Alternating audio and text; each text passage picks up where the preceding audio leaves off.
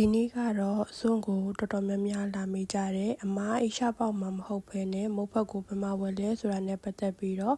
ဇွန်ဝယ်တဲ့ဆိုင်လေးကိုခေါ်သွားပြပေးမှာဖြစ်ပါတယ်ဆိုင်နာမည်ကဘရိုနီရှာလို့ခေါ်ပါတယ် Google Map လေးကိုလည်းဗီဒီယိုရဲ့နောက်ဆုံးမှာပြပေးထားပါတယ်နော်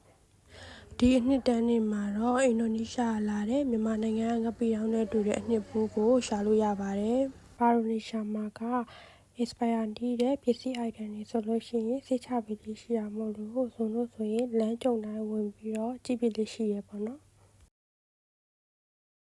အခုပြထားတဲ့ခောက်ဆွဲတန်းမှာမုတ်ဖတ်ထုတ်ကိုဝယ်ယူလို့ရနိုင်ပါတယ်အခုတော့မုတ်ဖတ်ကပစ္စည်းပြည့်ညံဖြစ်တဲ့အတွက်ဆိုအရင်တော့ဝယ်ထားတဲ့ပုံလေးကိုထည့်ပေးထားပါတယ်ဒီနေရာမှာတော့ကင်ချီတို့ကြက်ကြော်မှကြော်စားရတဲ့ပေါင်မုတ်6တို့တမ်ပူရာမုတ်တို့ရှိပါတယ်ဇွန်တို့ကကြတော့ဒူရပလန်ရှိတဲ့အတွက်တမ်ပူရာမုတ်ကိုလာရှာတာပါနှမ်းကိုလည်းဒီမှာပဲဝယ်လို့ရနိုင်ပါတယ်ဒါပေမဲ့ဒီဘူးက900လက်ပေးရပြီးတော့လှော်စားရတဲ့နှမ်းကတစ်ထုပ်ကို60ပဲရှိတဲ့အတွက်ဇွန်ကတော့လှော်စားပြစ်တာပိုများပါတယ်လာရှာတဲ့တမ်ပူရာမုတ်လေးလည်းရသွားပြီဆိုတော့ဆိုင်ရဲ့ Google link ကိုဗီဒီယိုကပ်ပြင်မှာထည့်ပေးထားပါတယ်